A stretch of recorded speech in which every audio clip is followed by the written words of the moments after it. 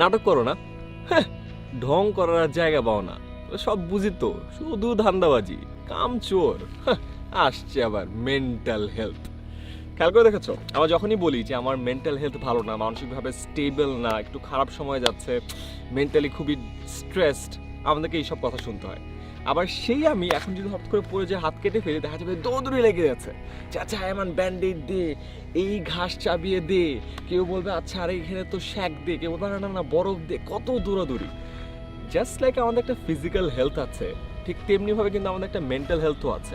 Physical health নিয়ে আমরা যতটা সচেতন, মেন্টাল হেলথ নিয়ে কিন্তু ততটা সচেতন না। ইনফ্যাক্ট ফিজিক্যাল হেলথ যখন একটু খারাপ যায়, কেউ একটু অসুস্থ বোধ করে, সবাই দৌড়দৌড়ি লাগিয়ে দেয়।